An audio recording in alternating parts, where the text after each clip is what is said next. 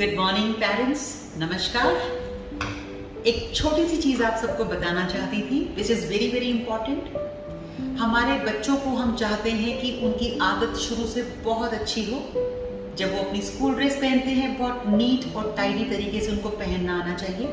Formal कपड़े क्या होते हैं, इनफॉर्मल कपड़े क्या होते हैं, कैजुअल क्या होते हैं, सेलिब्रेशंस के टाइम पे क्या होते हैं, ये सब उनको आना चाहिए। क्योंकि व्हेन वी जज a person or a child or a senior or a young one, the first thing is the external appearance, कि बाहर से वो कैसे दिख रहे हैं, स्मार्ट हैं कि नहीं, अच्छे से ड्रेस्ड अप हैं कि नहीं।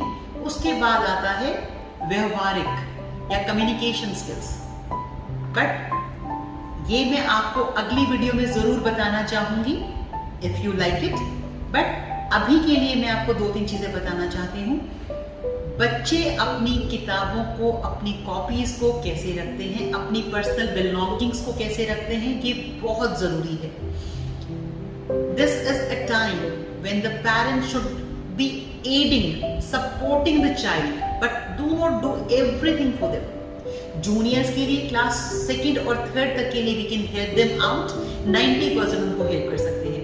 But after 4th और 5th class, the child should be able to know कि मेरी चीजें हैं और मुझे उनको बहुत अच्छे से रखना है। स्कूल से जाके बस्ता फेंकना नहीं है, किताबें फेंकनी नहीं है, अपने जूते सही जगह पे रखेंगे, अपना स्कूल बैग प्रॉपर जगह पे रखेंगे, और जो अपनी कॉपी किताबें हैं, अपनी एल्मेनिक्स हैं, they should be preserved, they should be respected and they should be kept meticulously by all the children.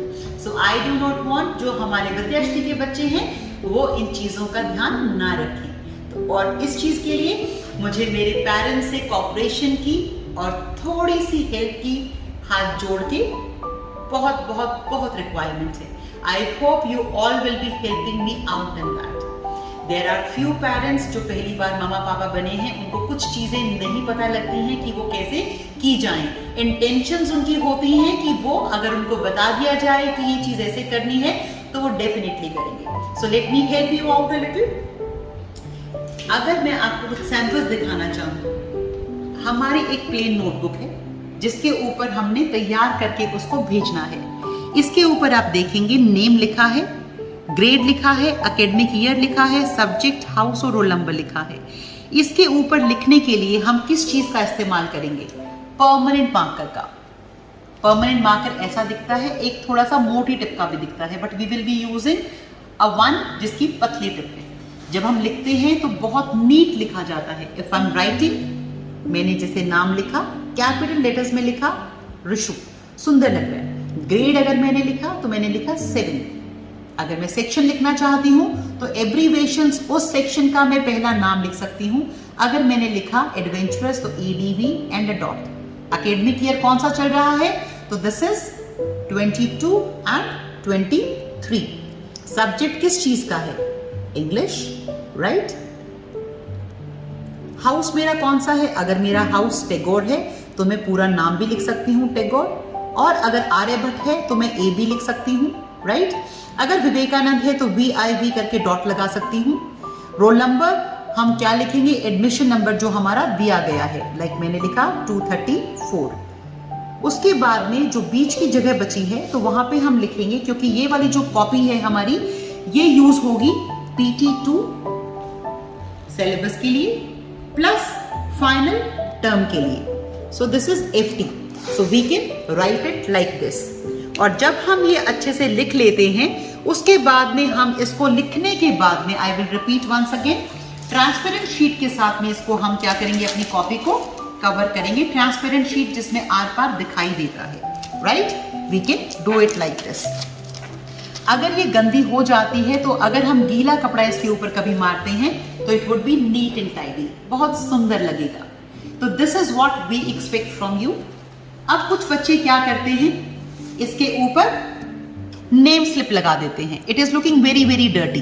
तो ये हम नहीं करेंगे, क्योंकि जो भी पर्टिकुलर्स है हमने ऑलरेडी उसके लिए आपको जगह दी हुई है। सेकेंडली, कई बार क्या होता है, हमने पहले कवर कर दिया और उसके बाद हमें याद आया कि हमने तो कुछ लिखना है उसके ऊपर, आधा पहले लिखा आधा बाद में लिखा। This looks very very dirty, don't do this. एक और मैं आपको दिखाती हूँ। इसके ऊपर जो भी बच्चा है उसने पहले कवर कर दिया और उसके बाद ऊपर लिखा, तो ये इरेज भी बहुत ज़्यादा जल्दी हो जाता है। कई लोग सिर्फ अपना बॉल पॉइंट पेन से इसके ऊपर नाम लिख देते हैं, जो कि बहुत बुरा लगता है। तो we should be taking care that we should not be doing this and we should be covering our notebooks in this very specific way. I hope this is not a very difficult task and you will help me out with this. अभी हमारी PTM होगी 16th, 17th, 18th, 3 days it is scheduled. I hope you have a 1 week's time.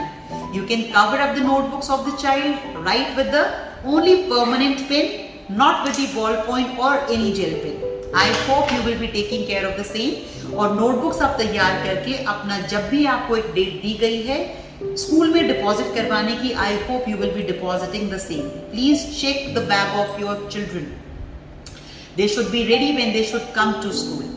Geometry box की बात आती है अगली. आजकल बच्चे बहुत बड़े बड़े फैंसी ज्योमेट्री बॉक्स लेके आते हैं जिसके ऊपर स्पाइडरमैन है, जिसके ऊपर सिंड्रेला बना है और इतना बड़ा है टेबल का साइज उसको रख नहीं पाता. If we are keeping that geometry box on the table the child does not get place to write and place the copy. So please ensure simplicity is the best. छोटी एक geometry box बच्चे को आप दें जिसके अंदर sharpened pencils होनी चाहिए, एक इरेजर होना चाहिए और एक शार्पनर होना चाहिए. घर से बच्चा 5 पेंसिल्स को शार्पन करके लाए ग्रेड 6 तक. ग्रेड 7 ऑनवर्ड्स हम अपने सेम ही क्वालिटी के, सेम ही ब्रांड के बच्चे के पेन यूज करें. बिकॉज कई बार बच्चा जब लिखता है और वो इंक खत्म हो जाती है, we are using some other pen जो कि एक ही पेज के ऊपर 2 अलग अलग पेन से लिखी हुई राइटिंग बहुत बुरी लगती है. I know these are very small points जो कि हम ऑब्जर्व भी नहीं करते हैं, but we should be touching the perfection.